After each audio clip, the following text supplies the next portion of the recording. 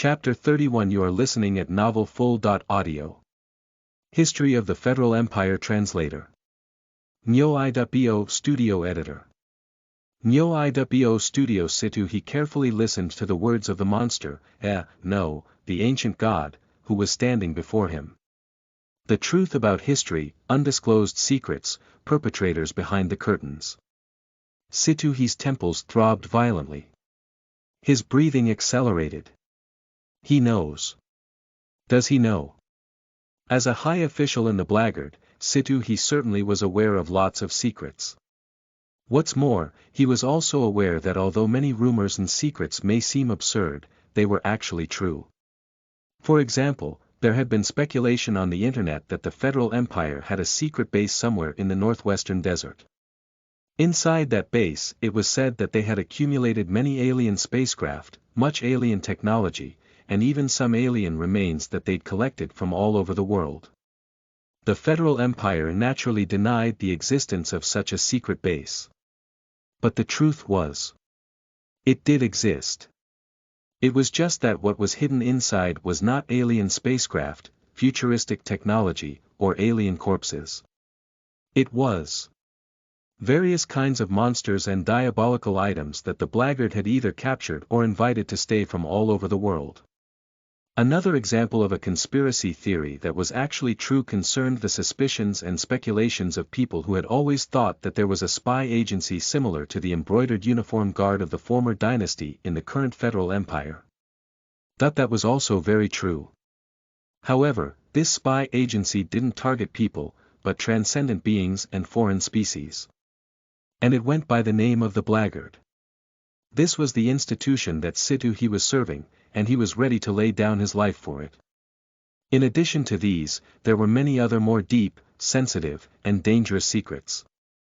Many of these secrets had always been the subjects of speculation by people. But there was no hard evidence to back up the speculation. Now, Situhi heard the being in front of him talking about these secrets right to his face. It was impossible for him to suppress himself any longer. He asked cautiously, "What is it that you know?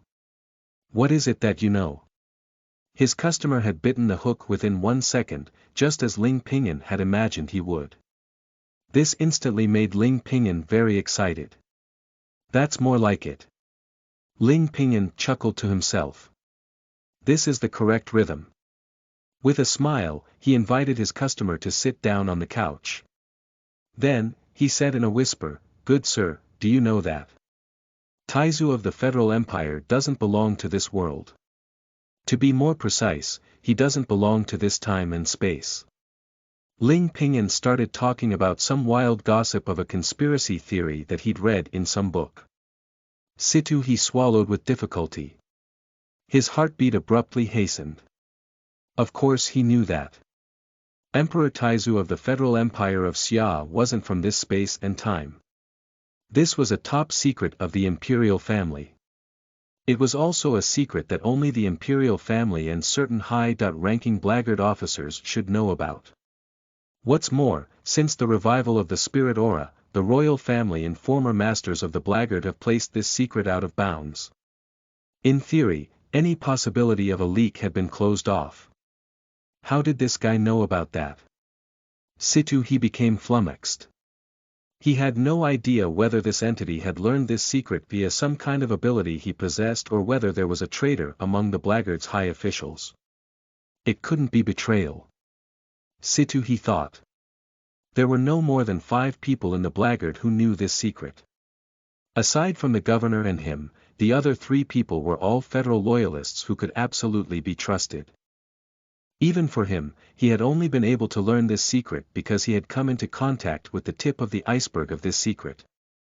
In order to prevent him from imagining wild things, after the governor had consulted with Her Royal Highness Crown Princess Ruan, he had allowed Situhi to look up the top-secret files. Only then did he learn all about the top secrets regarding the origin of the Federal Empire. And then he had finally acquired a reasonable explanation for the shocking turn of events that occurred 300 years ago. Someone from the future had altered the fate of the country, which should have fallen. Since it couldn't be betrayal.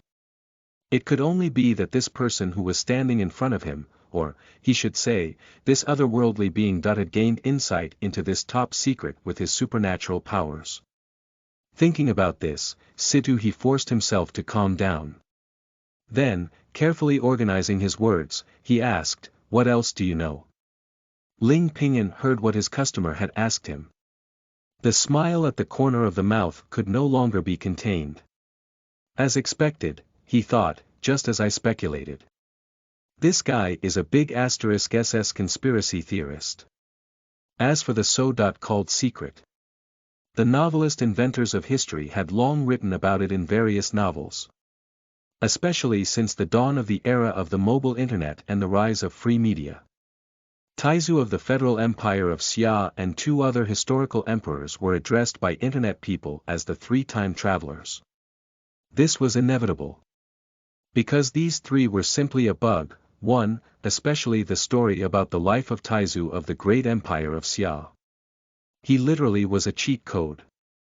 When the empire of Xia was about to topple and was at the brink of collapse, Taizu stepped forward, swept over the world, cleaned up the mountains and rivers, drove away the Dalu people, and established the great empire of Xia. Subsequently, he spent 10 years populating his family, 10 years educating himself, and another 10 years building an armada. When he was 75 years old, he published the famous Aiding Our Brethren of Shang. And so, a mighty fleet sailed out of the empire's ports, full of soldiers of the empire. They sailed across thousands of miles of sea, rushing to aid their enslaved, slaughtered, and exploited brethren of the Shang Empire. When their brethren in the northern and southern continents of Shang were in dire straits, 75,000 men arrived along with 3,000 cannons. The people of Shang were elated as they welcomed the emperor's army with baskets of rice and vessels of congee. In comparison with Taizu, the other two emperors seemed so weak. These other two were part of the three-time travelers. How could Taizu of the great empire of Xia escape the prying eyes of the netizens? If it hadn't been for the relevant departments in charge of culture and publishing, as well as the imperial family, no one could possibly imagine how many novels about Taizu's time traveling would be available online. Even so, in some small private forums, some writers who were looking for trouble sneakily opened up some areas that might get themselves in trouble. Ling Pinyin was one of them. He had no choice. In the face of such a bug, no author could possibly shut their eyes to it. Therefore, despite knowing that they were asking for trouble and the possibilities of lawsuits, they continued searching. There was a steady stream of people who were digging and filling up holes in stories, one after another. But novels were novels, and speculations were speculations. Ling Pinyin had never taken these strange ideas seriously. But this customer was different. Ling Pinyin smirked and answered mysteriously, "I am afraid that what I know will overwhelm your imagination." "I know everything you know. And I probably know everything you don't know," he was correct.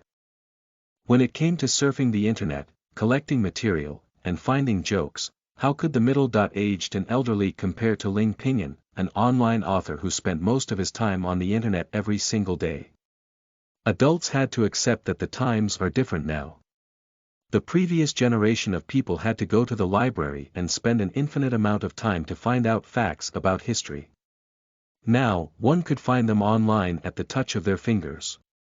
What had belonged to the imagination of a few, and items that had circulated within small circles of people in the past, were now spread all over the internet by a vast population of youngsters.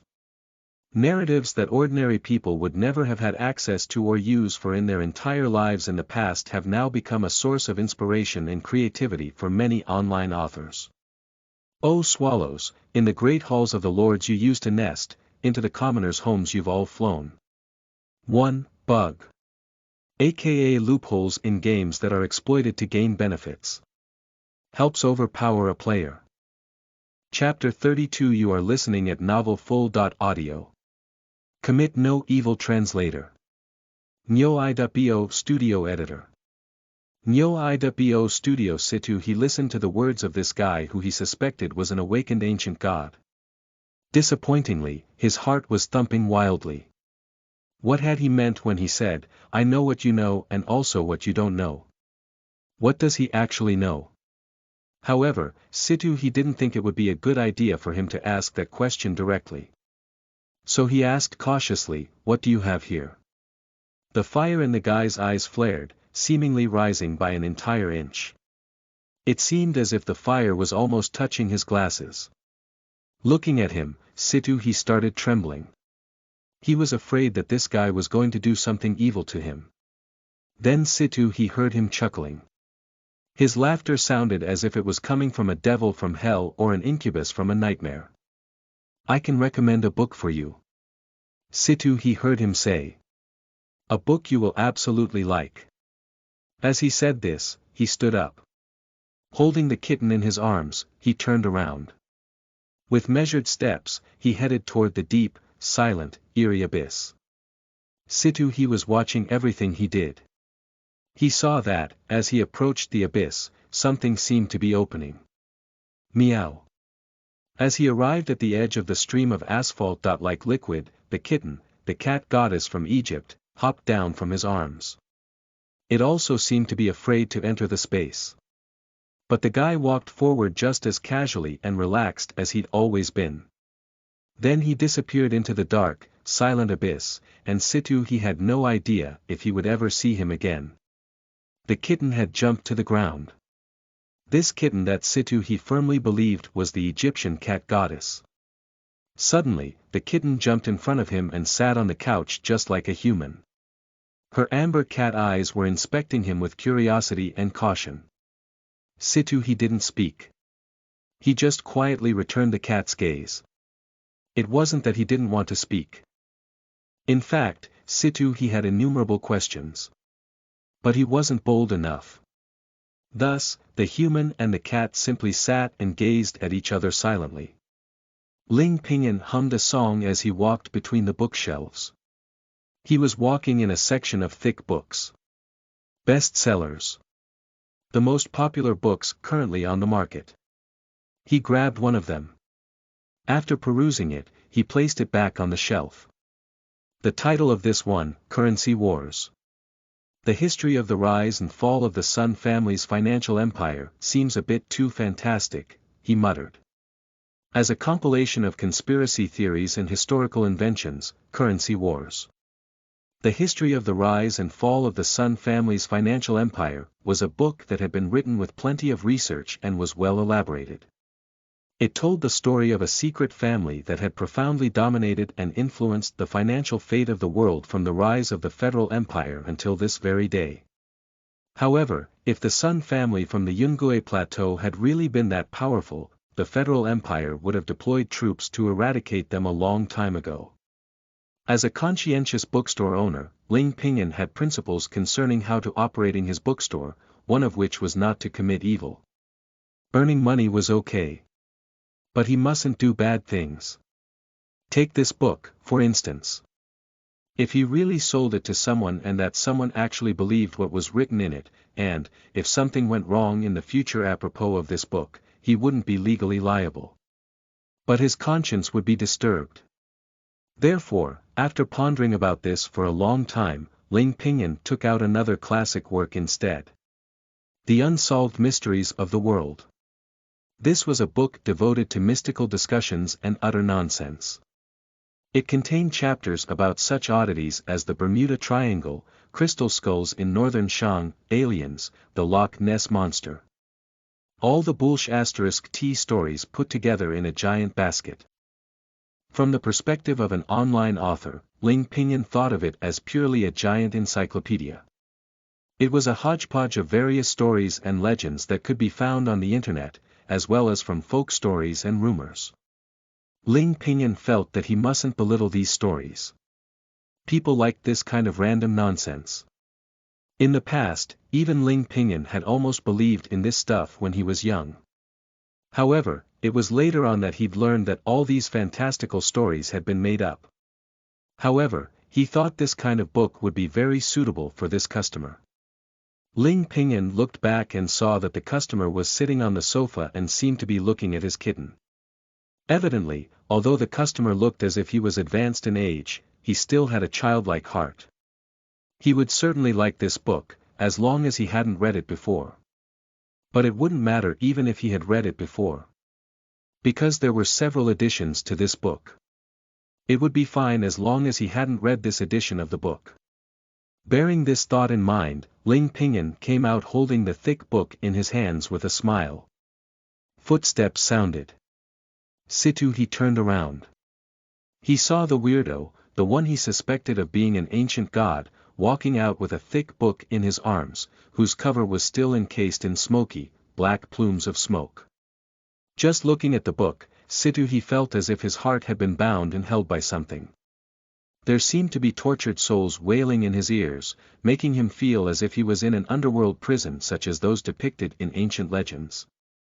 His body could even feel a gust of bone-piercing cold. "Good sir, have a look at this book. Does it fit your taste?" The weirdo reached out and handed him the murky book. Situ he tremblingly stretched out his hands and took it. As soon as he touched the book, he felt as if his skin had come into contact with something slippery. He lowered his head and looked at the cover of the book. The wisps of black on the cover were twisted into peculiar shapes. To Situ's eyes, they looked like evil spirits from the nether world. As they gradually dissipated, the name of the book was revealed. Ghosts and Souls. Situ he swallowed hard and gently flipped open the book. Threads of green fumes twined above the pages, slowly assembling into evil and horrifying words. Situ he glanced at it only briefly before he quickly closed the book. He raised his head and stared blankly at the weirdo who he suspected was in fact an ancient god who was standing in front of him. He looked at the streams of fire in his eyes. Finally, mustering enough courage, he asked, "Is everything written in this book real?" Although he'd only had one glance just now, a restless commotion had emerged in his soul. He'd had to close the page immediately. Because he was afraid that if he looked at it any longer, his soul would shatter. Ling Pinyin listened to what his customer had asked and observed the cautious and nervous look on his customer's face. With a gentle smile, he answered mysteriously, "Good sir, if you believe in something, then that thing is real. If you don't believe in it, then you can treat it as fake. True and false, false and true, who can truly comprehend what they mean? Anyway, this book was only written for its entertainment value. After reading it, even if one believed the stories in it, it wouldn't have any impact on one's normal life and work. It would be better if one didn't believe in it, but that was just a matter of opinion. Besides, based on the age of this customer, Ling Pinyin felt that he didn't have to worry too much about his life. It wasn't as if he were an elementary school student. Therefore, when there was nothing to put pressure on his conscience, commercial interests could begin to take priority. The customer lowered his head. He was holding The Unsolved Mysteries of the World tightly in his hands. As Ling Pinyin watched him holding the book, he felt ecstatic. He knew that this was a done deal. Now, he only needed to wait quietly, and he was going to earn his first sales revenue of the month. In order to get ready to collect the money, Ling Pinyin sat down at the counter. He rubbed his palms in eagerness. He even had the invoice ready. Chapter 33. You are listening at NovelFull.audio. Gangsters in Translator. Nyo.bo Studio Editor. Nyo.bo Studio, True and False, False and True. Situ he started thinking about this sentence. A ray of spiritual light rolled up like a tsunami in his mind, like a bolt of lightning. Yes. He thought to himself, the soul is nothing, and spirits are invisible, true and false, false and true, it is a seamless conversion. All of a sudden he realized that he had opened a terrific door. His body, which had been stagnating for a long time, showed signs of loosening up again. If I can see through the mystery of the soul, he thought, I will be able to succeed the governor. At this very point in time, Situ he had no more doubts. The monster in this bookstore must be some ultra-powerful ancient god. He must have just awakened from an eternal sleep. Perhaps he had come from the edge of an endless galaxy after sensing the signs of the recovery of the spirit aura. In short, his was a powerful existence that Sitoohe couldn't estimate or fathom. Sitoohe's expressions and tone altered immediately. For the first time, he began to use honorifics. "Your Excellency," he asked, "I wonder if you would be willing to give up this precious book to me." "Of course I would. It is for sale." Ling Pinyin ignored the language used by this customer. He figured that perhaps this was just his habit. After all, as colossal as the Federal Empire was, it contained all kinds of people. Back when Ling Pinyin had graduated from university, there was this bunch of lads who'd missed the previous dynasty and who dressed themselves in garments from the previous dynasty and swaggered around pretending they were from it. The only thing they didn't do was to raise a banner saying, "May the Ming dynasty rise again." They'd been shut down by the counselors and teachers of the university. They almost hadn't been able to get their graduation certificates. Therefore, Ling Pinyin answered him straightforwardly. He rubbed his palms and said excitedly, "That'll be." He even took out 2 cards from the drawer and put them on the counter. "Our shop supports Scan to Pay and QR Pay. We also support IOUs and loans. If you use Scan to Pay, you'll be able to enjoy a 9.2% discount today, and you can also participate in the Star Spender event and get the opportunity to win a free book." However, Ling Pinyin suddenly noticed that his customer had a weird look after he'd seen the 2 cards he'd taken out. Ling Pinyin could only ask gently, "What's wrong? Is there a problem, good sir? Maybe we can negotiate the price." In order to strike this deal, Ling Pinyin had no low limits or an attitude of a profiteer. He immediately gave in on the price. But little did he know that when he took out those 2 cards, Sitoohe was seeing something that was completely different from what Ling Pinyin was seeing. "That'll be." Sitoohe had been startled by this sentence, and he was standing there thinking about what the ancient god had actually meant by what he'd said. Then, suddenly, 2 terrifying cards had been taken out of his drawer by the ancient god and placed before Sitoohe. On one card, a little bit of blood and tears were dripping from it. Anguished souls seemed to be whizzing around within it. A vortex that one could identify as not a good thing at a single glance swirled on the face of the card. The other card also displayed twisted phantoms and monsters on it. Evil, terrifying ravings from these twisted creatures could be heard by Sitoohe's ears, causing him to retreat in shock and terror. "Our shop supports Scan to Pay and QR Pay," the weirdo in front of him said gently. "We also support IOU and loans. If you use Scan to Pay, you'll get to enjoy a 9.2% discount today, and you can also participate in the Star Spender event and get the opportunity to win a free book." What seemed ordinary became completely unrecognizable because of the 2 terrifying, evil cards that had been placed in front of him. Sitoohe had a feeling. If he really took out his phone to scan the pay code, what would be deducted would definitely not be the balance of his bank account, it would be his soul and lifespan. He also felt that if his soul and lifespan were not enough, the price would be transferred to his children and grandchildren. This wasn't something that he thought was impossible. Among the people of Shang in Beizhou and Nanzhou, some transcendent beings could awaken some magic that could place a curse on one's descendants. Some foreign species in Fusang and Nanyang had even been innate past masters of bloodline curses. If this ancient god in front of him cursed his descendants, that he was afraid that it could be a curse of the taboo level that was impossible to dispel. Thinking about all of this, Sitoohe swallowed vigorously. With his hands trembling, he wanted to ask, "Can I buy it?" But as soon as this thought emerged in his mind, Sitoohe felt that a noose was on his neck that was slowly tightening.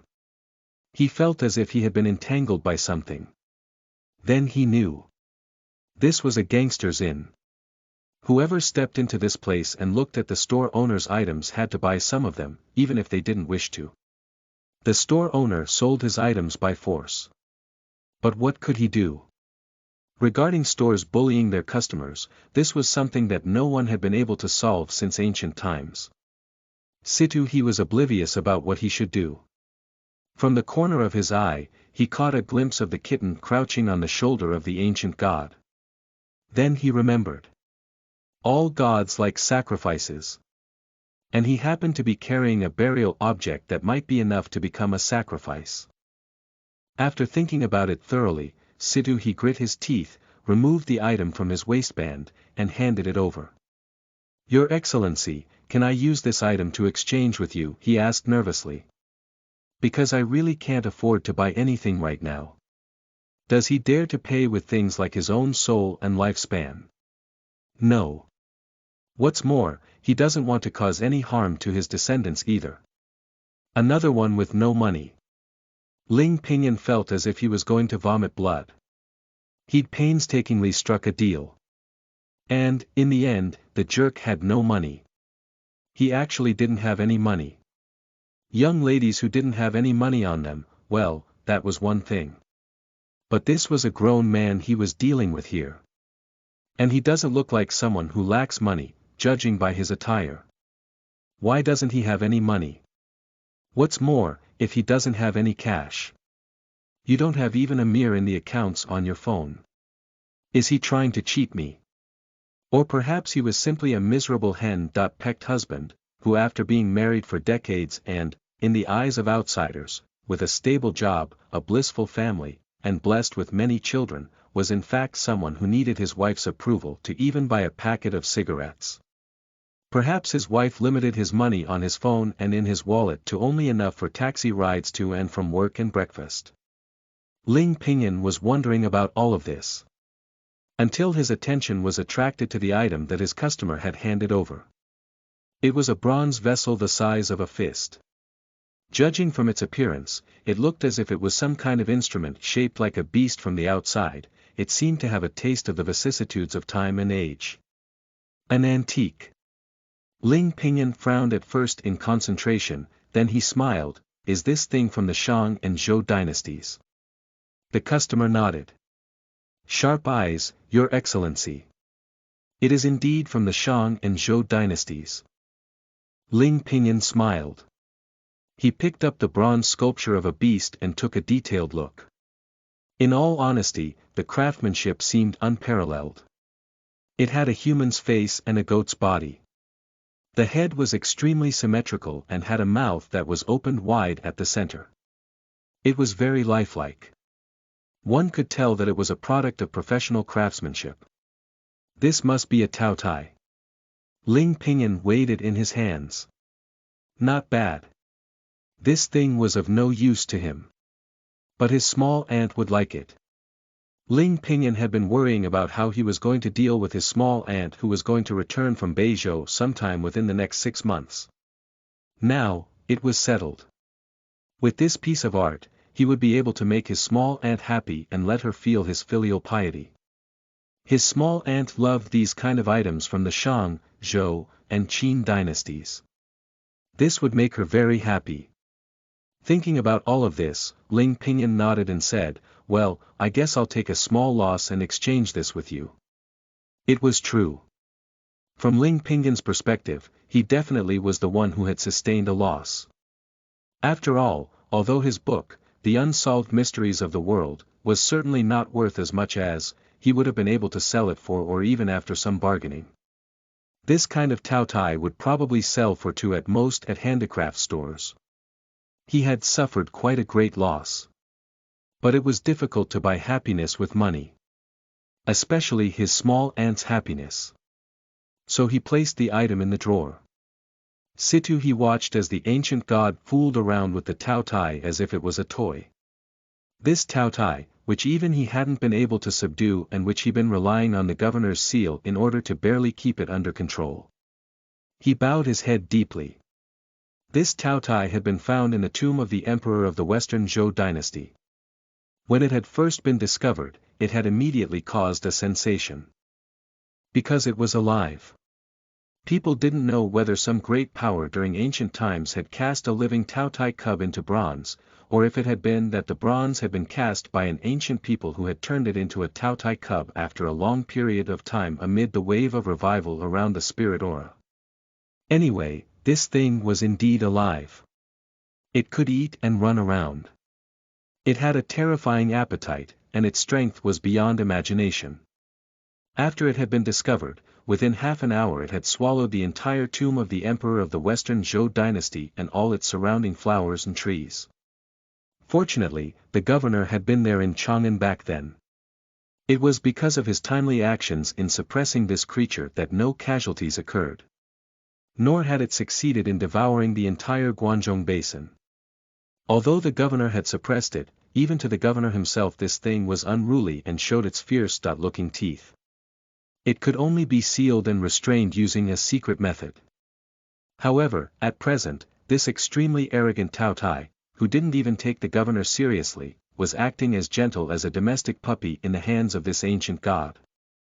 What was more, Situ he could feel that the Tao Tai at this moment felt terror. It was afraid to even move. It had its eyes tightly shut, feigning death like a hedgehog in the presence of its natural enemy. Situ he decided he didn't dare to linger any longer. He held up the book and was about to bid farewell. Then he thought of a problem. He turned around and said to the ancient god at the counter, "Your Excellency, I have one more request. The fog outside is very thick, could I borrow a flashlight from you, please?" Ling Pingyan looked at this customer who was standing in front of him. He thought about his request for a moment. Considering that doing business meant to economize to avoid running short, especially for a bookstore that was highly dependent on customers revisiting the store. So he nodded, took a flashlight from the drawer, and handed it over. These flashlights didn't cost a lot of money. He'd gotten them from a wholesaler at a nearby mall who had gone bankrupt and was clearing out their stock some time ago. He'd gotten 100 of them for only. At that time, Ling Pingyan didn't think about it too much. He'd just bought them because they were cheap. He hadn't realized until he gotten them back home. He couldn't possibly use so many flashlights even throughout his entire lifetime. Now, by giving it to his customers as a gift, it could very well be considered as the use of waste products. Situ he took the flashlight and let out an extended breath. Then he looked at the ancient god in front of him and bowed with his hands folded. "Your Excellency, I wonder if I can come back to your place sometime in the future." "Of course." Ling Pingyan answered happily. "Just remember to bring money next time." "I do business to make money," he said seriously. Although Ling Pingyan didn't actually care about money. For example, for the several years he had been writing online novels, the money he'd earned was just barely enough to cover his daily expenses. But he didn't care. He enjoyed it. The bookstore as well wasn't earning him any money. If he could sell it, he could make tens of millions of dollars. But he wanted to live here and run the store alone. Anyhow, he wasn't short of money.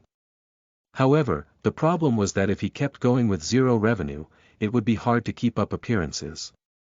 It would also be difficult for him to answer to his small aunt. What if his small aunt thought that he had no business sense and forced him to go to work at an office? Got it. Situ he nodded, then after some thought, he asked carefully, "May I bring my friends as well?" Ling Pingyan was elated. He immediately nodded, "Of course. Bring all of your friends." Why would someone in business ever think that they had too many customers? In Ling Pingyan's mind, naturally, it would be the more, the better. But of course, it shouldn't be too many people. He didn't like having customers at all times. 3 to 5 customers would be adequate for one day. For the rest of the time, he wanted to slack off, play games, and write novels. Situ he swallowed hard.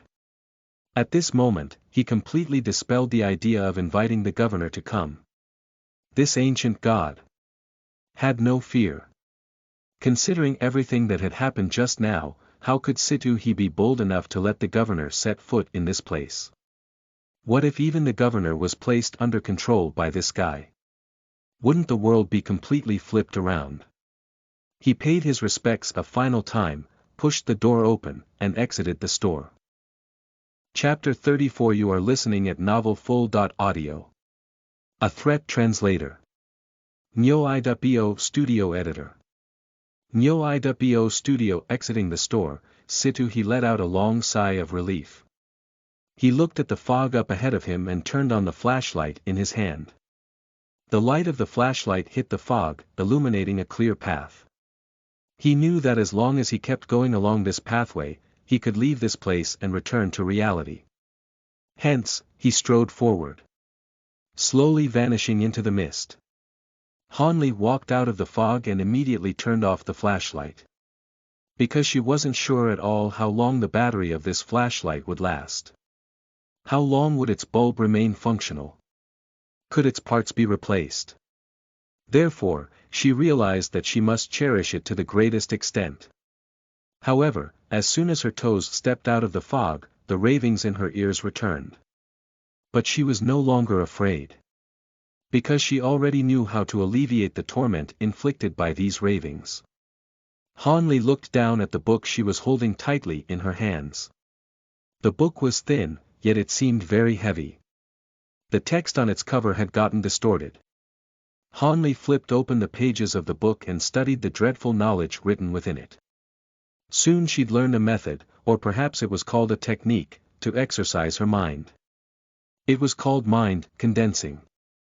This was a method for exercising the mind, designed by an ancient and terrifying existence for his kin. The purpose was to enable his mentally weak kin to serve him and his descendants.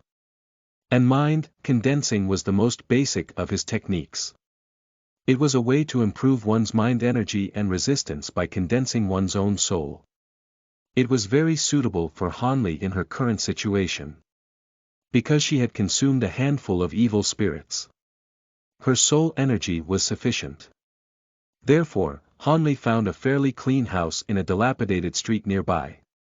She sat down. She placed the book in front of her. From the pages of the book, a hazy image emerged. It was extremely cold, and a blizzard howled as it swept across the world. A group of people were crawling on the ground. In the sky, an enormous snowball emerged. It was indescribable and dangerous. All the clouds turned the color of sulfur. People began to offer sacrifices because of their enormous fear. They pledged their loyalty to this great immortal being. He was very satisfied. Hence, he made them his kith and kin. He was the Deathwalker. A terrifying existence who served the even greater, semi-eternal Kaiser in yellow. Looking at this hazy image, Hanli learned the authentic use of the mind condensing technique as recorded in this book. She finally understood. She realized that this book of hers would never yield any effects if given to anyone else in the world. At the very instant that those besides her who came into contact with this book saw the appalling texts written within it, they would immediately be driven into insanity by all the crazed wills and twisted thoughts contained in the texts. She was the only one who could read this book without going mad. She had gained the permission of the Master in the mist. Now she could never be harmed by those crazed wills and twisted thoughts. She could successfully use this secret technique of mind condensing without sustaining any form of injury. Except for her, even those humans who were recognized as kith and kin by the Deathwalker would eventually go down the inevitable path of madness. Because these crazed wills and twisted thoughts were not suitable for humans at all. After taking a deep breath, Hanli began to slowly temper her mind little by little according to the methods recorded in this book. The souls of the evil spirits that she had devoured were dragged out by her imperceptibly and condensed into her own soul to be genuinely and completely digested. It wasn't just that she was simply putting them into her soul. As she condensed her mind, Hanli's body gradually plumped up. She no longer looked like a young girl of 17 or 18 years of age. She had now picked up the maturity of a lady around 24 or 25 years old. This was because as her soul grew stronger, the traits belonging to the succubus would also affect her body. At last, as the sun rose, Hanli had completed her first time condensing. Her soul was at least 1/3 stronger than before. The ravings in her ears now had much less of an effect. If this goes on, Hanli said to herself, That it may not be long before I can free myself from the torture of these ravings altogether.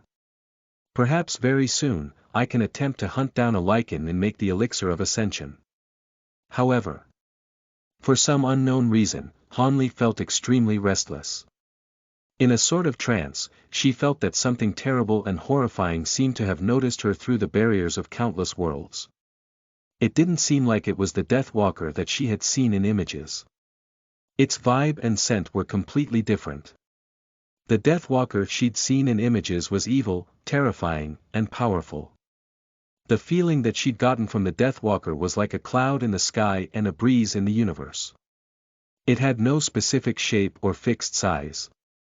His nature was moody and changeable. Now, however, the one who had noticed her dreadfulness across the barriers of countless worlds was like an evil that had existed since the beginning of time. A crazed and terrifying Diablo. He'd come from the depths of the ocean, he existed in the realm of dreams. He was a born destroyer.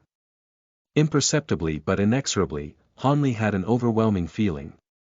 If she were to continue to use the knowledge within the spiritual sacrifice of the Deathwalker to strengthen herself, sooner or later, that crazed Diablo would come to her after descending into this world.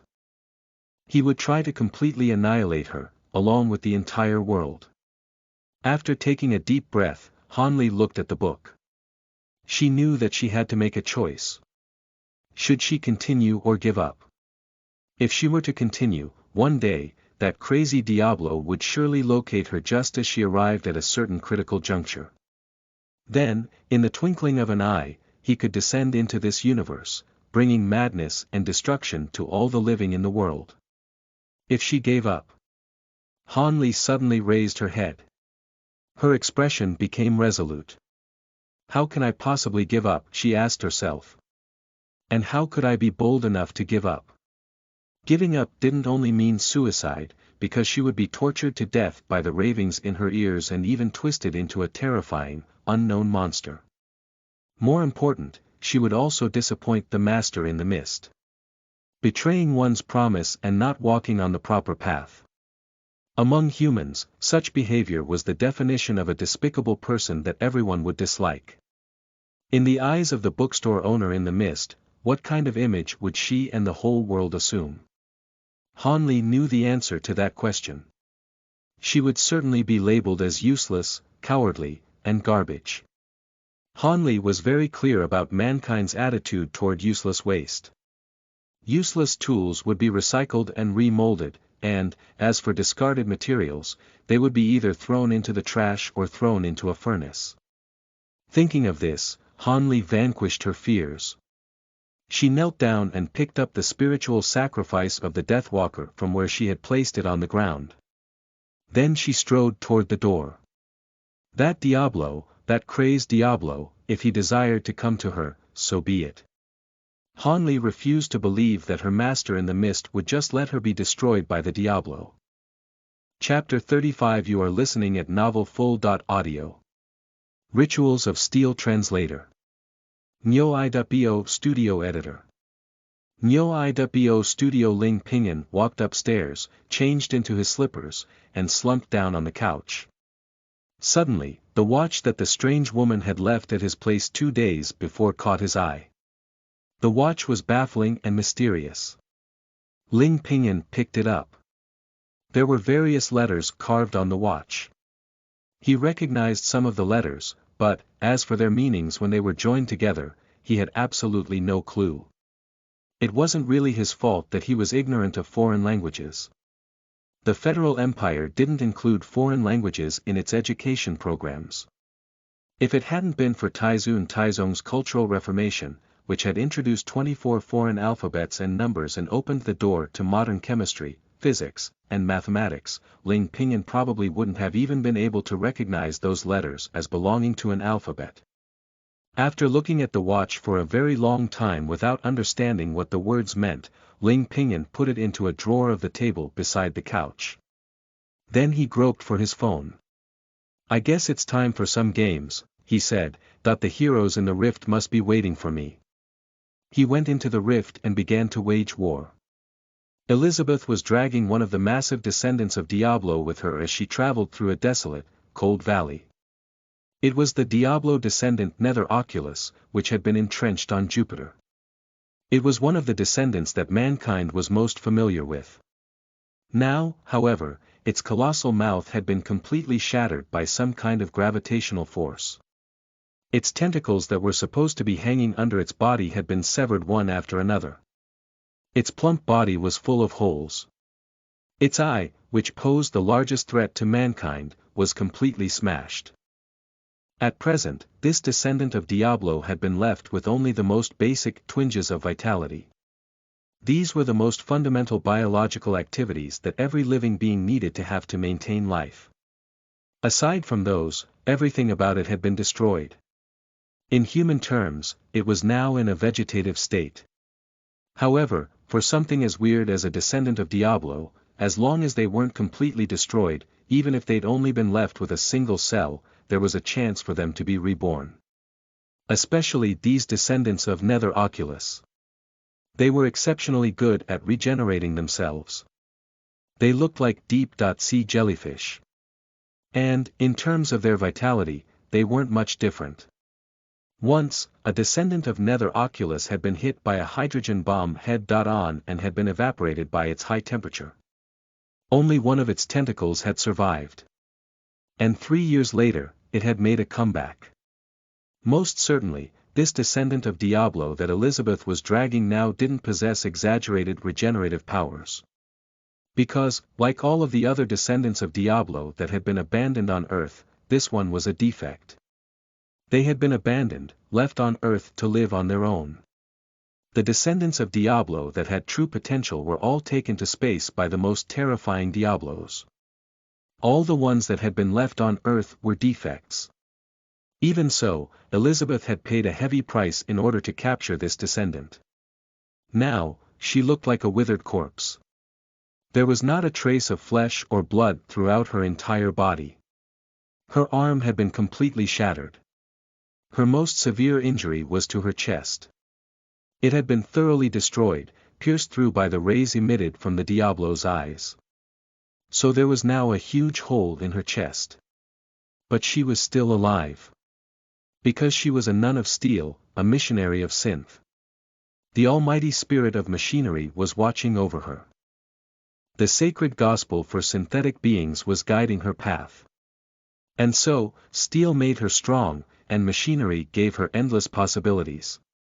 Therefore, even though she was almost totally destroyed and her body was torn into pieces, she was still alive. And, not only was she alive, but she could also haul this descendant of Diablo of an astonishing weight as she walked amid the barren landscape. However, Elizabeth turned around. Through her almost shattered skull, her exposed electronic pupils saw that beyond the canyon, in the skies above it, many minions of the Diablos were racing toward her from all directions. She had no path to retreat to and nowhere to go. The descendant of Diablo that she was hauling was watching her cruelly and playfully with its still functioning eye. However, Elizabeth suddenly laughed out loud. Her chin, which had been almost broken off, shook eerily as she laughed. She looked like a broken doll. "This is a feast," Elizabeth said. "A feast for the Lord.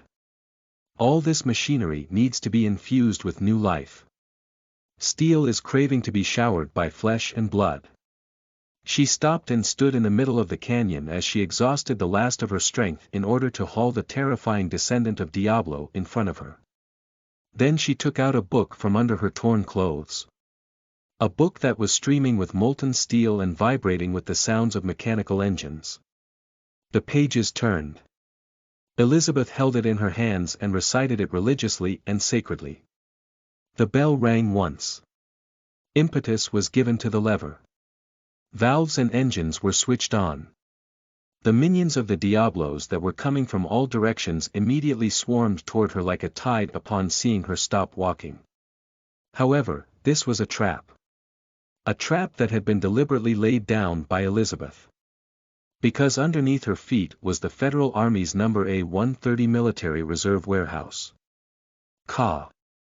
Boom. Following Elizabeth's chanting, the ground started to rumble and heave. It soon began to collapse. And the hymn of machinery began to play. A sonata of steel sounded across the world. Ka-chink, ka-chink. A giant metal altar rose from the ground. The altar of steel. It was the sanctuary of machinery. Gun barrels descended from tanks and guns pointed in all directions. It looked like a peacock spreading its feathers. Pieces of armor, layer upon layer, were laid down under the altar. Engines began roaring with no operators in sight. A bell rang twice, and a button was pushed. Generators were ignited, turbines blazed to life, and energy was injected into the scene. Elizabeth knelt on one knee and looked up at the great altar rising from the ground. It was so beautiful. Each gun barrel represented ultimate beauty itself. It was so sacred. Every engine seemed to be chanting the truth of the universe. But, of course, this is not enough. This isn't big enough. Elizabeth thought. True beauty should have billions of turrets thundering across the universe. True sacredness should be an infinitely large battleship with an infinite number of gun barrels. It would breathe out the flames of truth and persuade its enemies and heretics one after another. With these thoughts in her mind, Elizabeth hurled the descendant of Diablo she had been was hauling onto the rising altar of steel in this church of machinery. The massive body of the descendant of Diablo fell onto the rising altar. Its body was pierced by gun barrels. Dark green colored blood, fishy in stench, poured onto the altar along its plates of steel armor. The bell rang thrice. Elizabeth ignored the innumerable minions of Diablos who had arrived close to her and chanted the last hymn aloud, "Sing your praises. Praised be machinery, praised be steel. The almighty spirit of all machinery. You are the Lord who has created all things, and the apocalypse who has annihilated all that exists. More is excellence. Big is beauty. Evaporate. Burn. Cast. Steel is forever. Machinery is life everlasting." As the last word was chanted, infinite light emerged on the altar. It formed a huge beam of light, piercing through the earth and the skies, breaking through all the dense clouds. A blue sky once again appeared on the planet after 102 years. Chapter 36. You are listening at NovelFull.audio. Dissension. The Gatling Bodhisattva slays demons. Translator. Nyo-iwo Studio Editor. Nyo-iwo Studio. Lying on the sofa, Ling Pinyin began to feel groggy. He was really getting sleepy. Finally, no longer able to withstand his sleepiness, he closed his eyes and went off to sweet dreamland. The phone he was holding fell onto the couch. On the screen, the battle in the rift was still going on.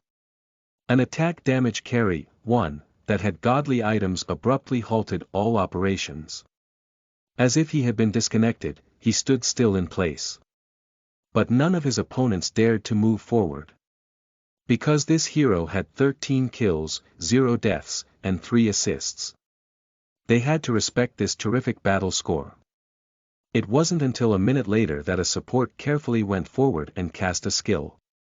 There was no response. Then 5 heroes leaped on him all together, putting an end to this D***nable hero of the rift. In a daze, Ling Pinyin seemed to hear a voice calling him. But he couldn't find the source of the sound, nor hear its content clearly. Until he saw a ray of light in his dream. He followed the light and slowly walked toward it.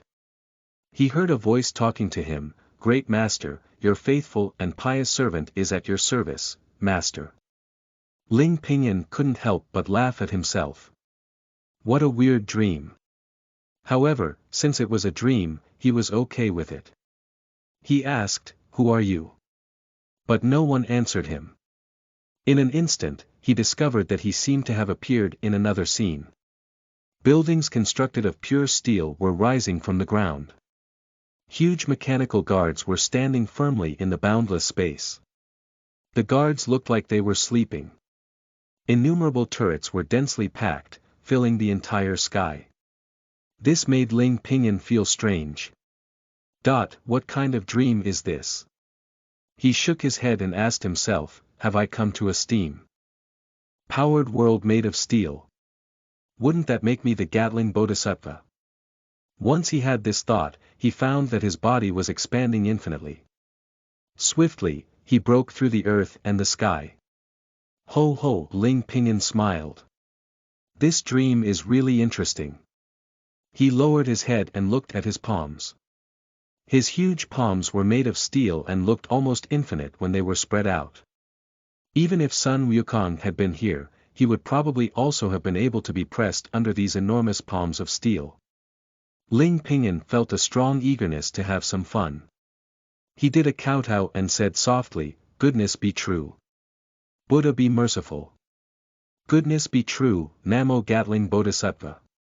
Goodness be true, freed from the desires of the depleted uranium, redeem thy worldly civilians with thy boundless benevolence. As he chanted, the world began shaking. The turrets seemed to have woken up from their eternal slumber. The enormous mechanical guards were seemingly woken from their perpetual slumber, opening their eyes one after another. They all looked at Ling Pinyin, who had become huge and was still getting bigger. The next moment, the mechanical guards lined up like monks, sat with their legs crossed, and placed their palms together to worship Ling Pinyin, who was propping up the heaven and the earth. Voices of machinery resounded throughout the world. Goodness be true, Namo Gatling Bodhisattva. Praised be the future Buddha of steam and steel. Ling Pinyin became ecstatic.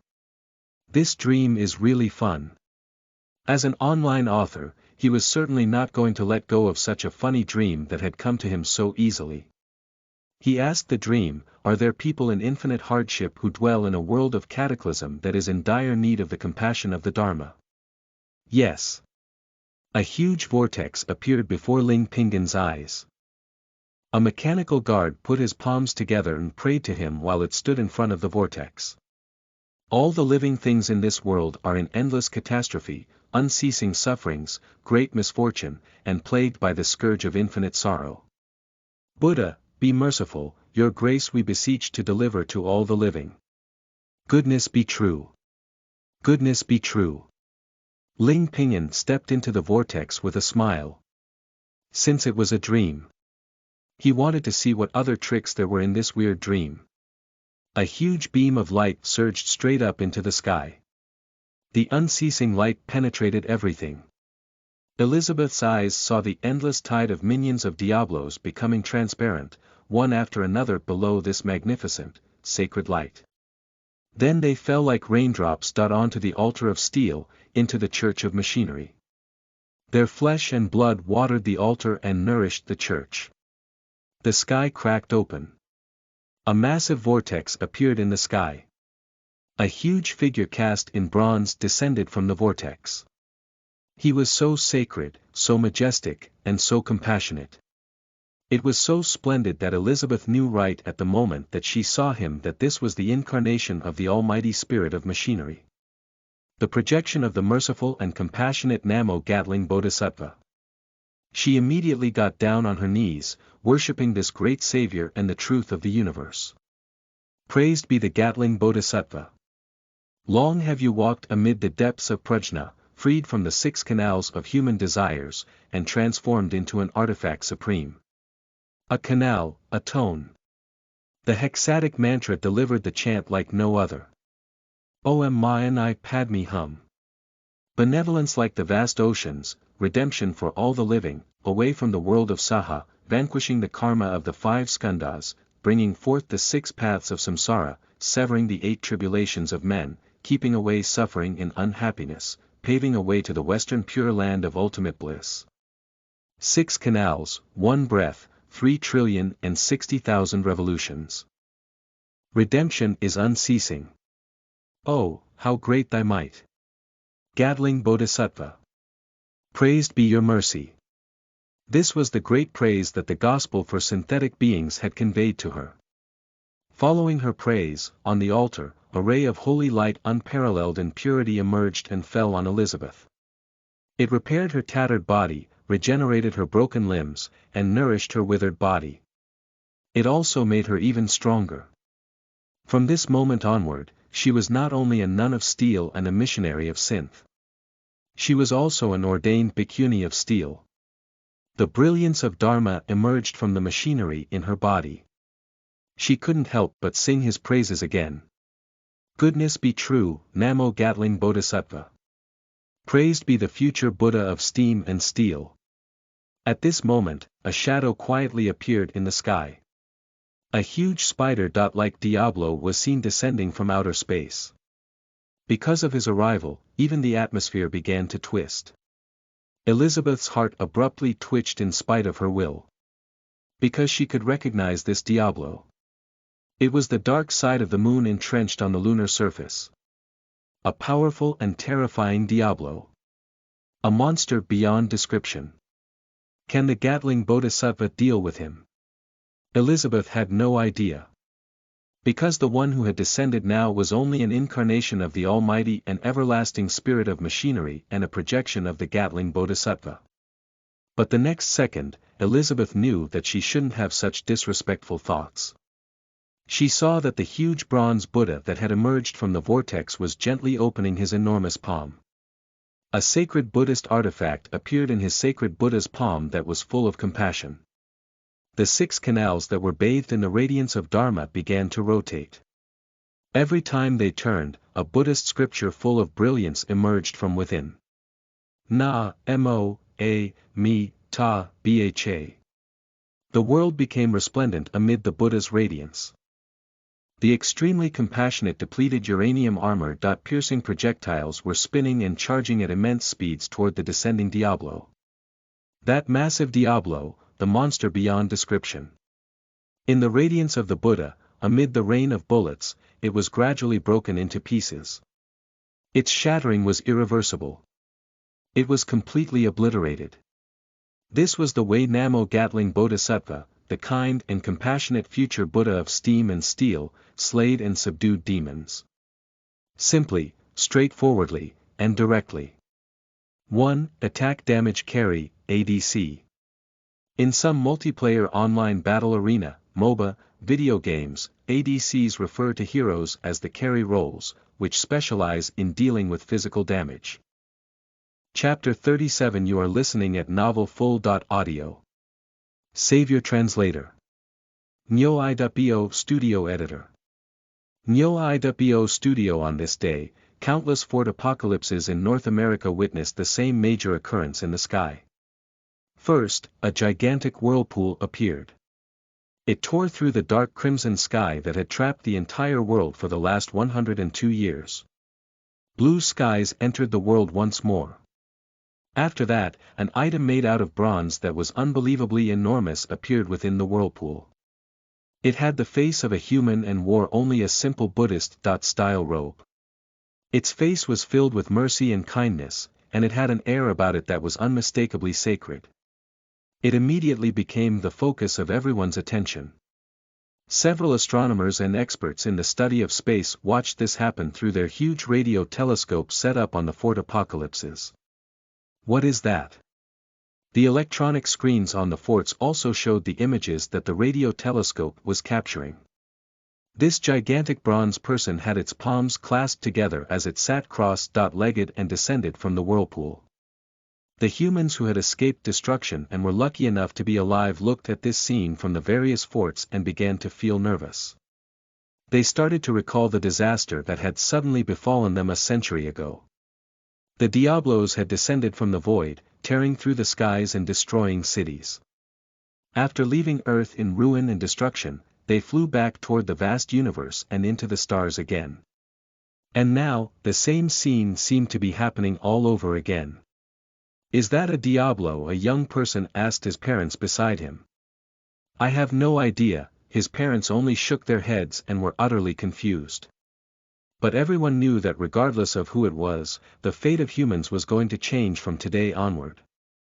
In the next moment, there was something new happening on their electronic screens. The atmosphere seemed to be changing. A huge spider-shaped Diablo was descending from outer space. Even though its indescribable form had gone through much filtering, it still made everyone who saw it feel an insanity arise from the depths of their hearts. Many people fainted on the spot. That was their way of protecting themselves, and it was a method that humans had developed over many centuries to cope with fear or of going insane. Cutting off their own consciousness and allowing machines to take over. That way, the humans had a chance to restart their bodies. That was a better option than looking upon a Diablo and becoming a monster after losing control of their thoughts and understanding. The humans who were still able to withstand such a scene saw something that they would never forget for the rest of their lives. A gigantic Diablo descending from outer space. Its body had altered the sky, and its enormous spider legs that were covered with venomous spikes pierced through the clouds trying to attack the bronze item that had just descended earlier directly. Soon, on both the electronic screens and the radio telescope, the merciful and friendly expression on the face of the bronze item that was descending broke into a faint smile. It stretched its gigantic bronze left hand out. A weapon beyond anybody's imagination appeared in its hand. It was as if this weapon had existed in its palm since the beginning of days. A sacred glow surrounded the weapon. 6 poles that were surrounded by a holy, bright gleam slowly began to move. Na, mo, ah, mi, ta, bha. Everyone heard this extremely compassionate chant rise from the bottom of their hearts.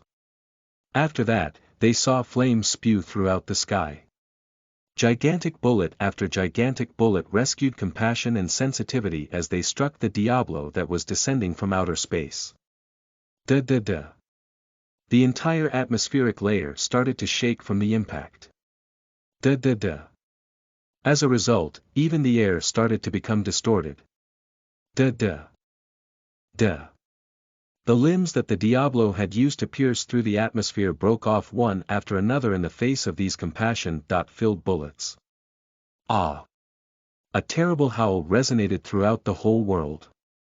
A bright light filled the air and seemed to fill the sky and everything within sight. The electronic screens turned into patches of white. Countless radio telescopes were immediately burned up from the brightness. For a few moments, the few working radio telescopes continued to project the images they were capturing. The sky was completely different now. The skies were blue and filled with white fluffy clouds. Many people felt tears come to their eyes. And then, pitter-patter, everyone watched as the rain fell from the skies above them. However, the rain was gleaming droplets of blood. It was the blood that was flowing out of the body of that Diablo. Look at the ground. Someone exclaimed as he pointed to part of the electronic screen. Everyone hurriedly shifted the focus of some of the radio telescopes. Then they saw the most unbelievable thing that they had ever seen in their lives. As the blood mixed with the light and fell onto the ground. In this vast land of nothingness that had dried up a long time ago, tiny specks of green stubbornly fought to emerge from beneath the hard soil.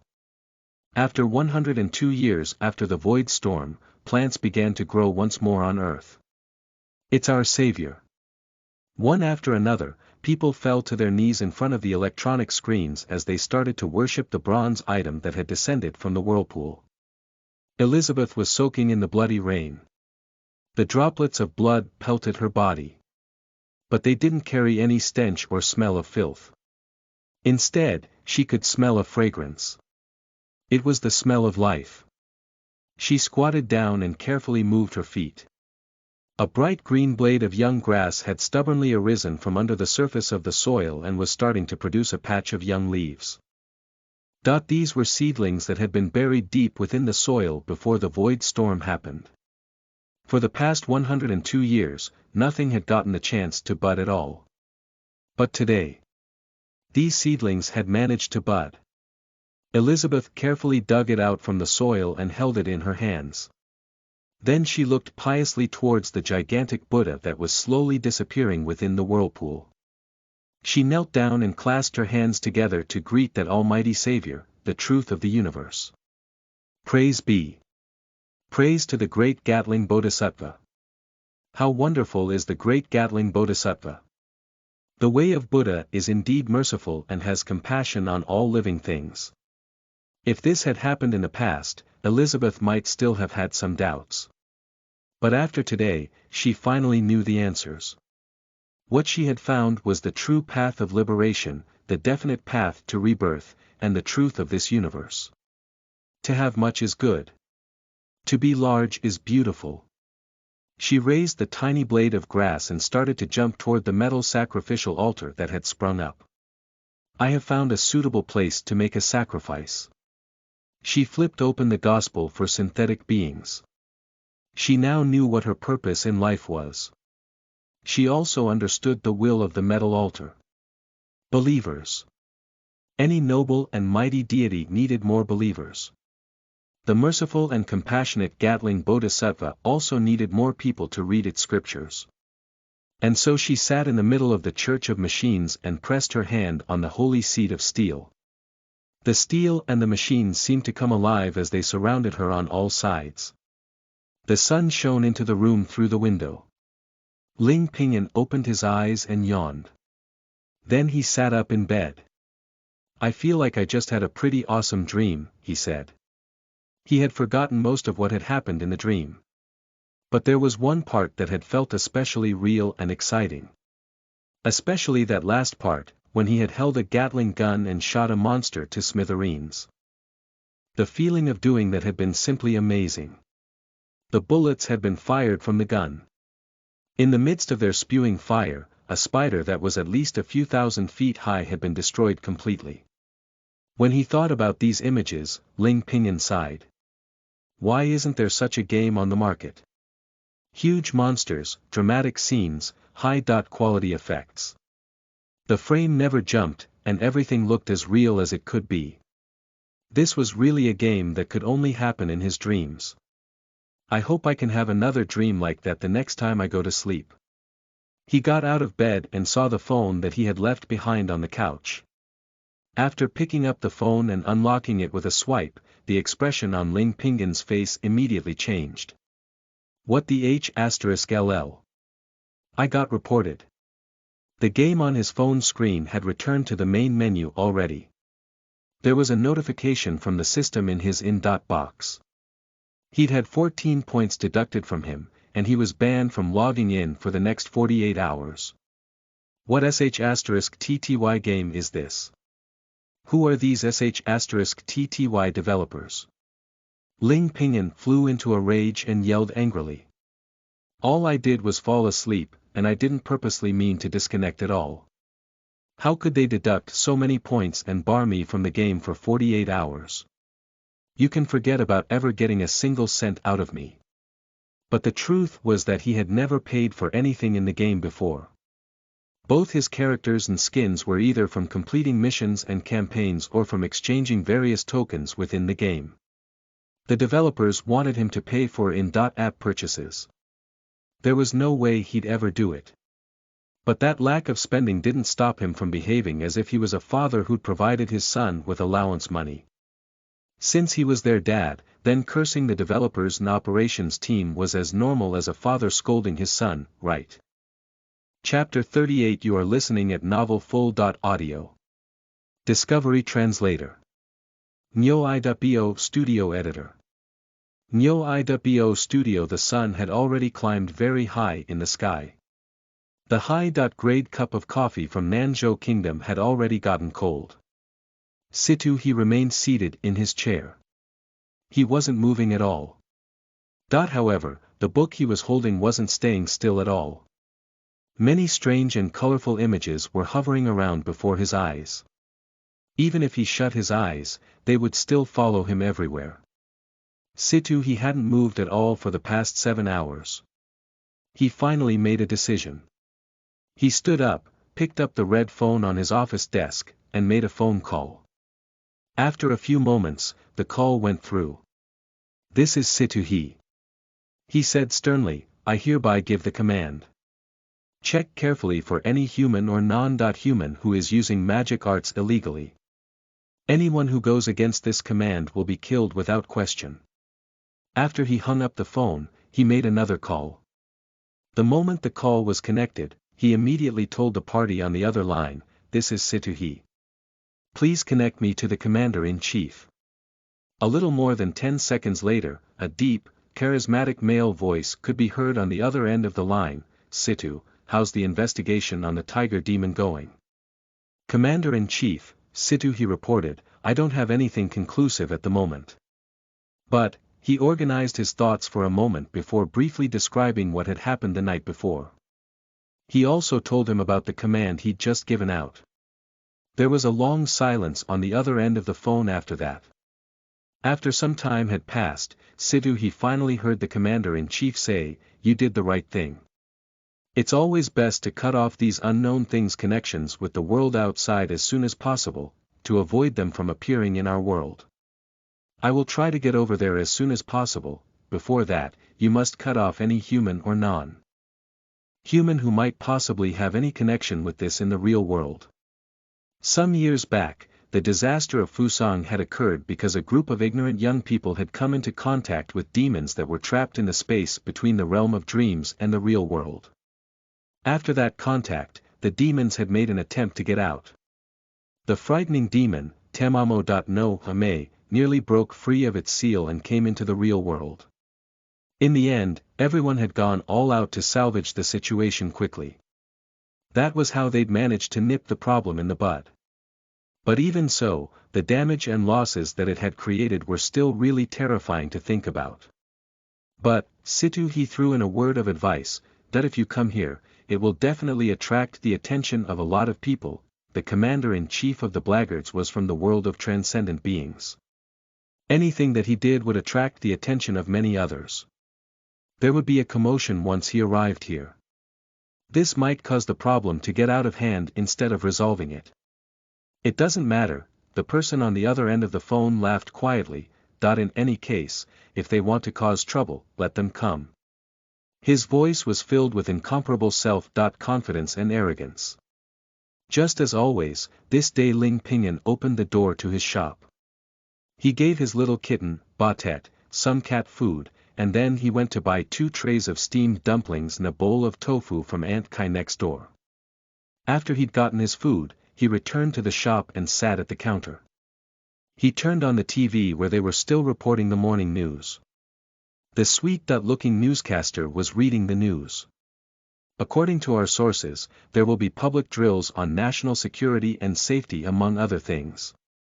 The drill this time will introduce many different national defense weapons and information on national defense, as well as introduce a program on bringing national defense education into the schools." Images of the previous drills then appeared on the TV screen. Most of it was about firefighting, rescue operations, what to do in an explosion, how to get to a safe space, and first aid, among other things. Ling Pinyin watched this for a short while before shrugging and changing the channel. It was still the news. There was nothing else but news. Today.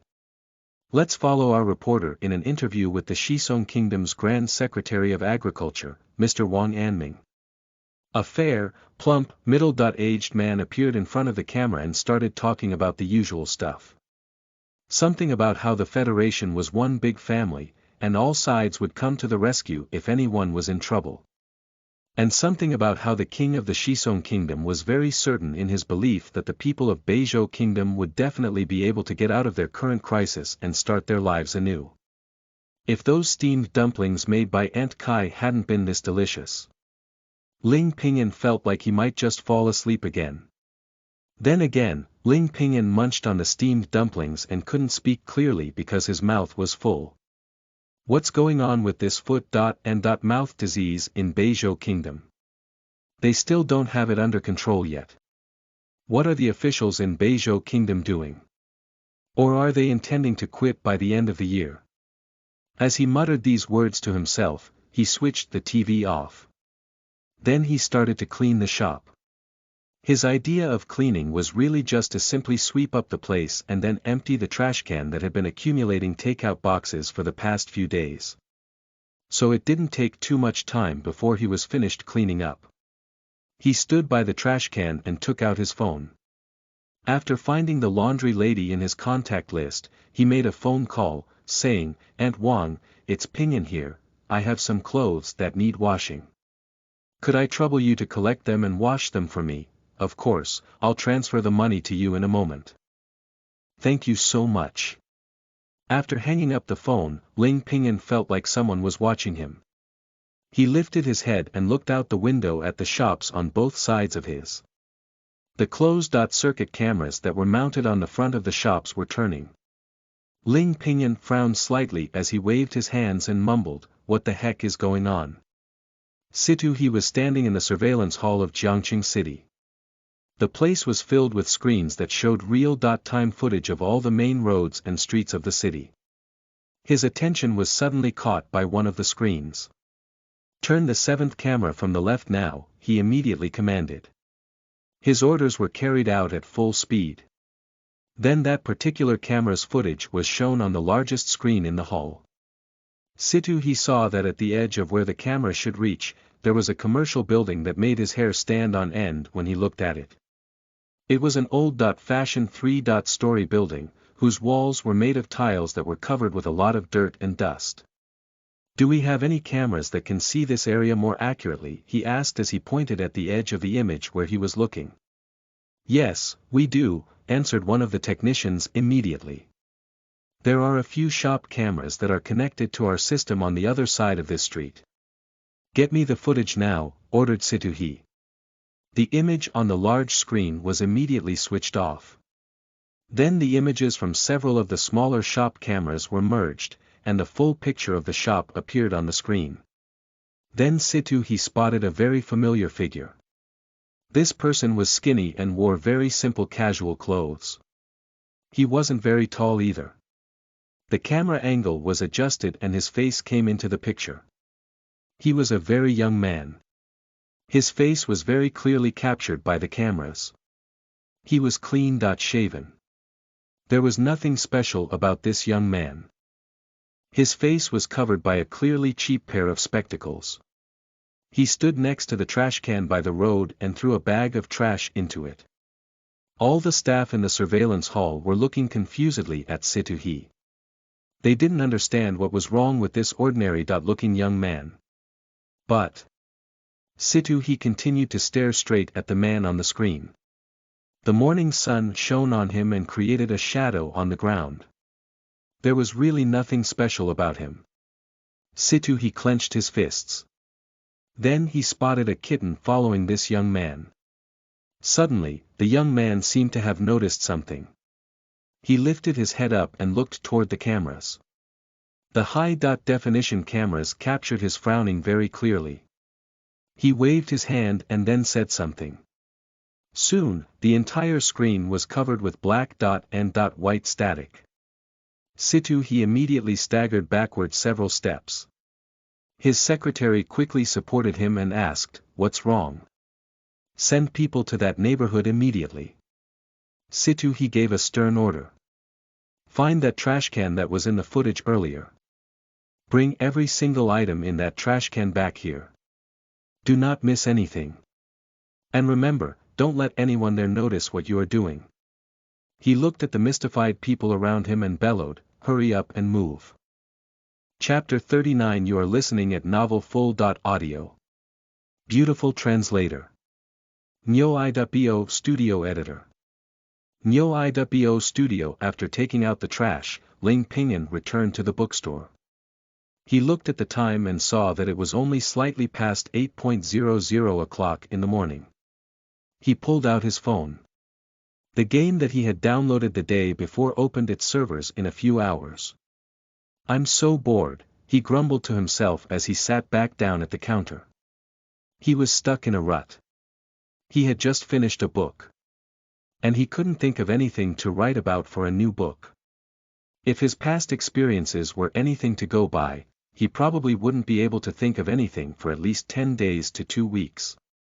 Then, once he started writing, he'd drag out the process for another 2 months or so before uploading it. Oh, well.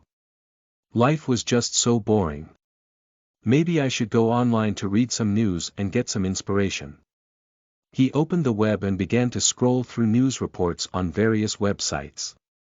It was a pity that ever since the world had moved into the internet era, the sort of content that the media put out had dropped in quality by quite a bit.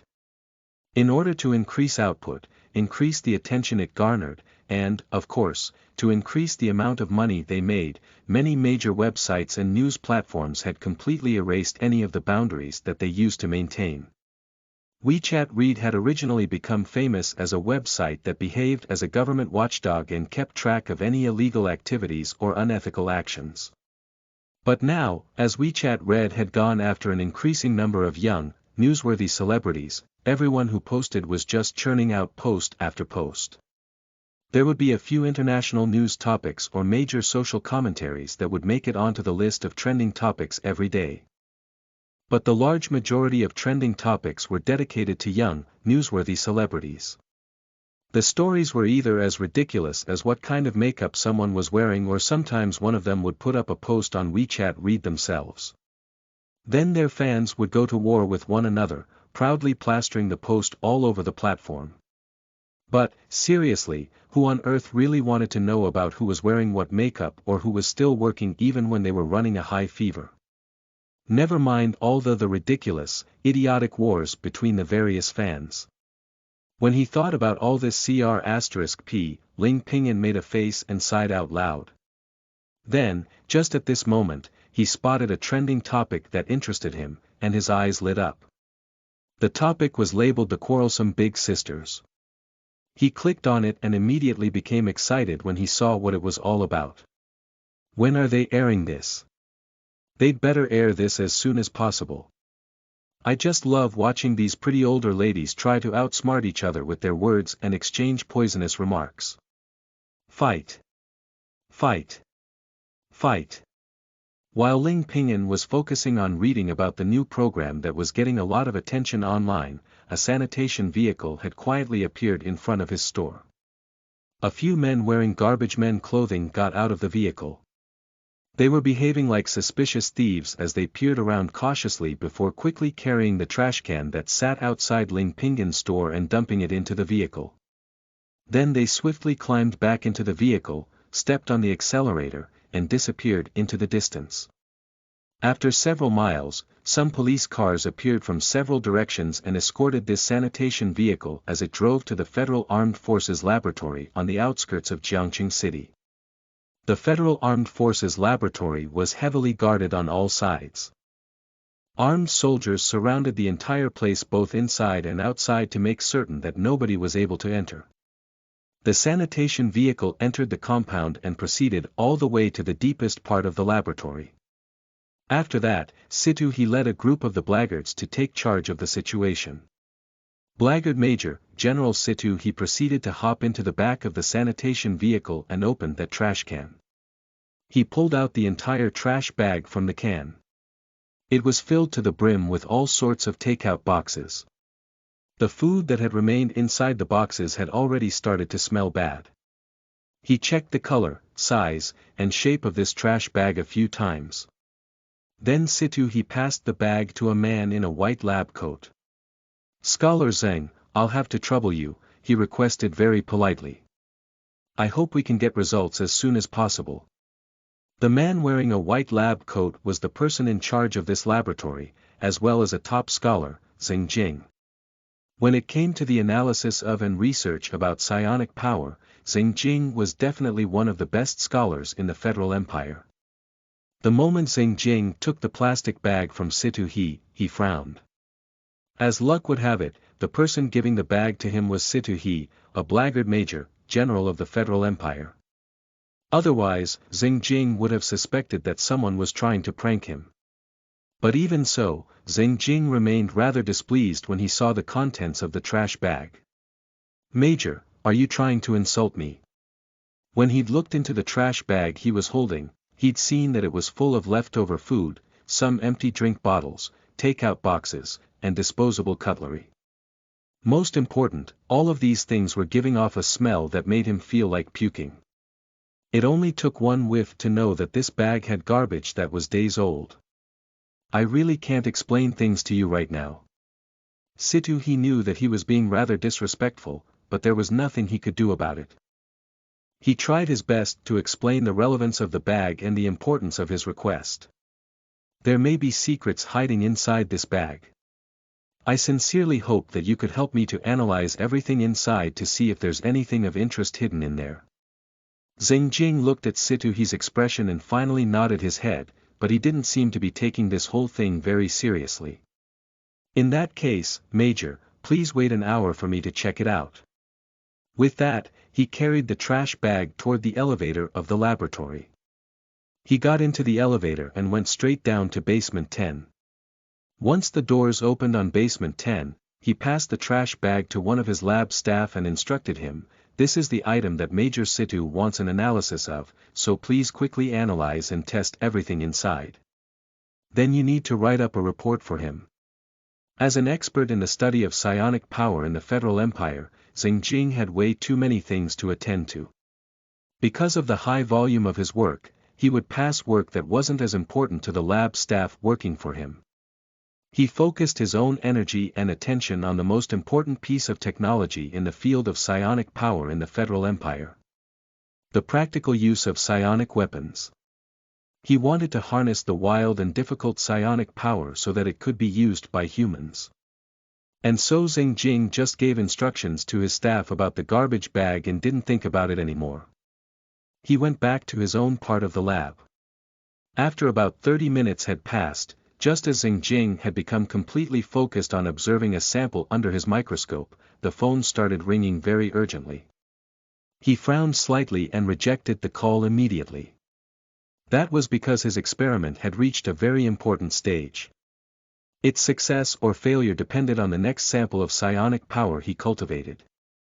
But before he could sit back down, the phone started ringing again. This time, Zheng Jing got really angry.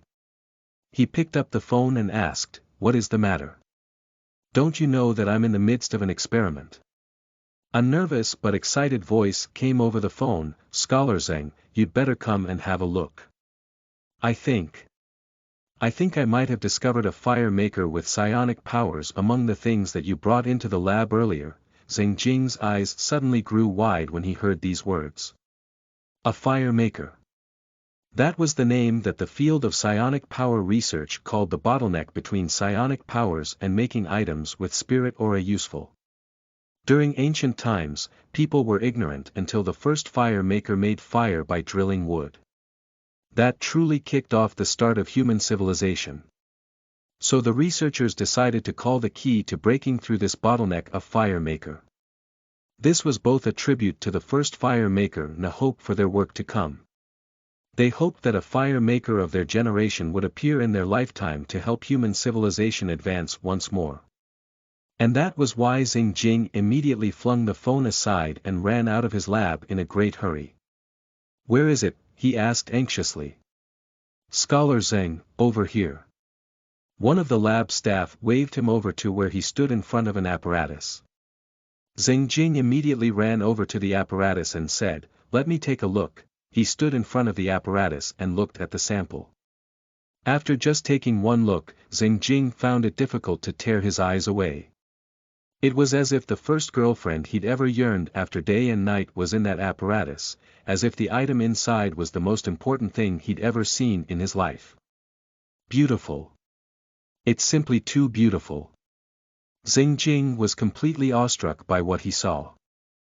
That beautiful substance, those elegant moves, and that exceptionally lively undulation.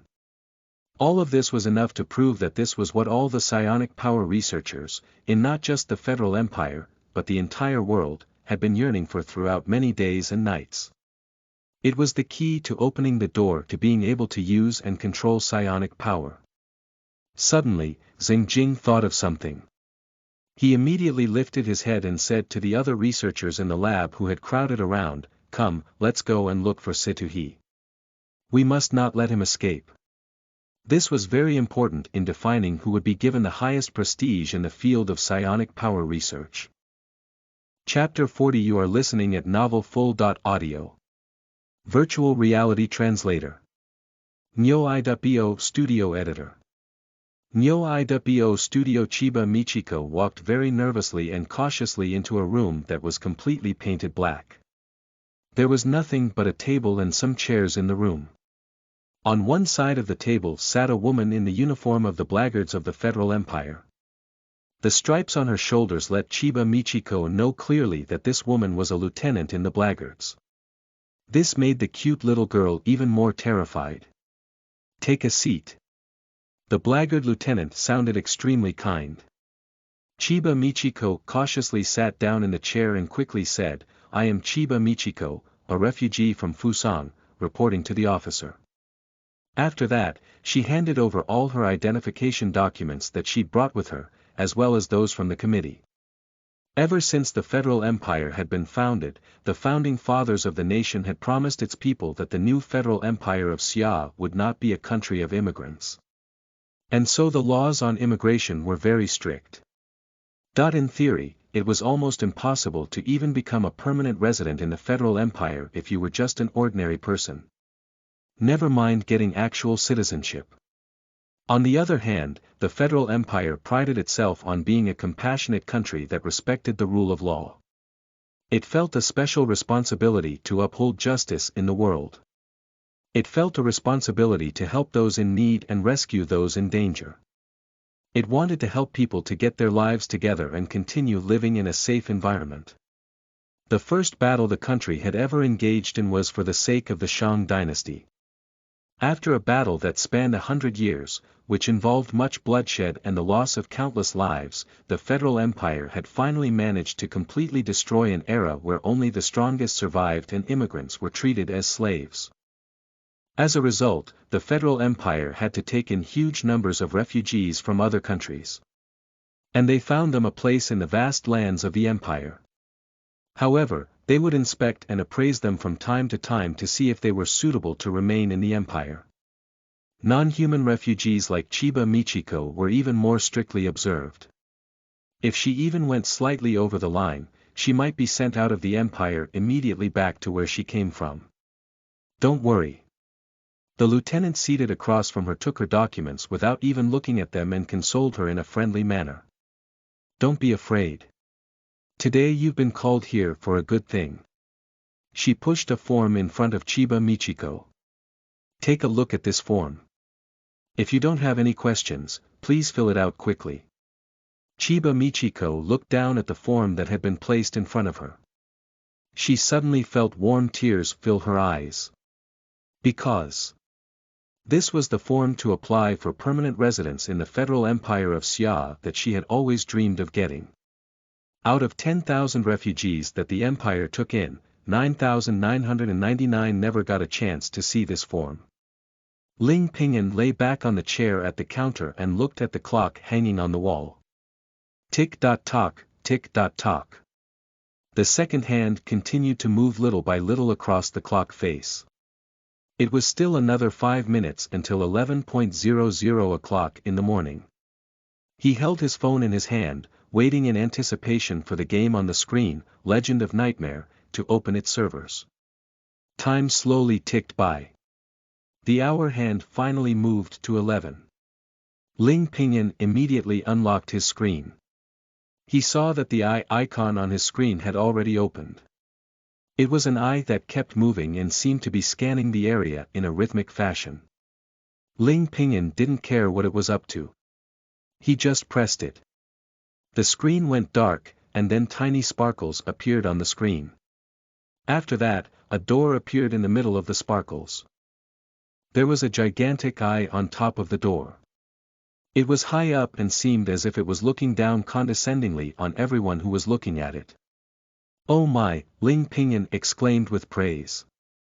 "This animation is pretty well done." The door on the screen opened. A login and register page appeared on the phone. Ling Pingyun clicked on registering a new account and used his phone number as his user ID. Then he logged in. The screen immediately went dark. An evil, otherworldly voice started to chant in a low voice. "Look up at the high and faraway sky, night has fallen, and the stars have filled the sky. Paradise no longer exists, and judgment awaits." As this chanting went on, sound effects also chimed in. Ever since a human who could dream appeared, a patch of cloudy gray fog appeared on the screen.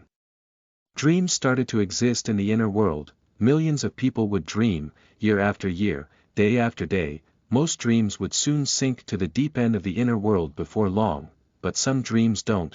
Bloodshot eyeballs appeared in the gray fog and twisted bodies looked as if they were about to climb out of the screen. They are nightmares. Nightmares that appear in countless people's dreams. Then a gigantic eye replaced everything on the screen. Welcome to Legend of Nightmare.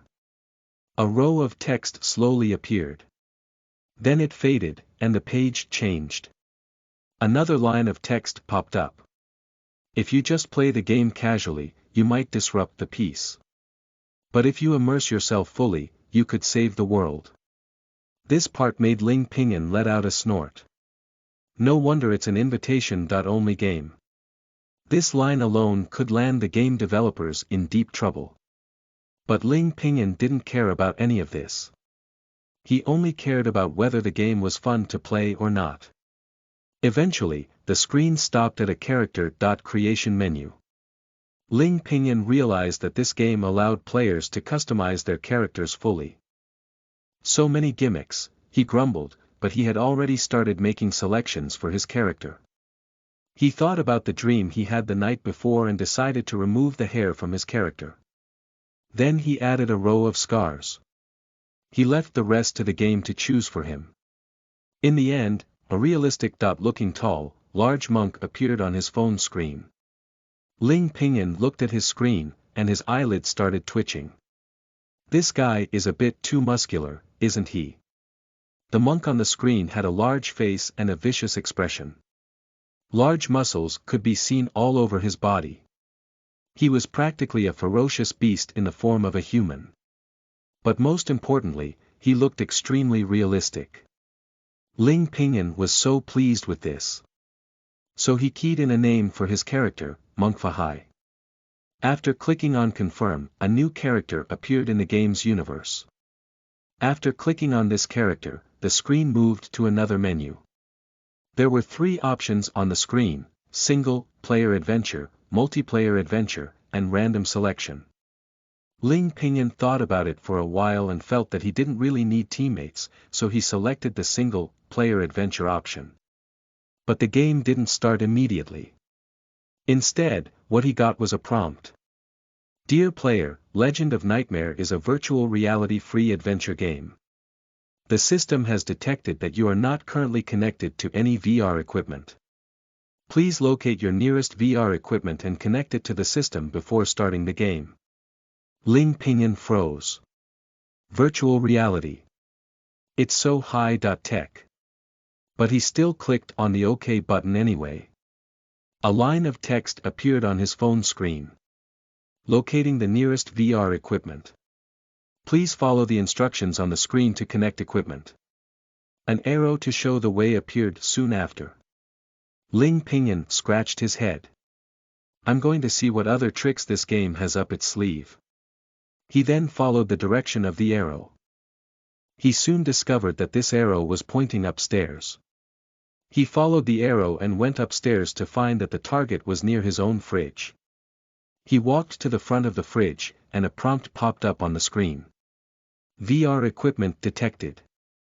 Ling Pinyin lifted his head and saw that the watch that he had placed on top of his fridge was now giving off a faint blue glow.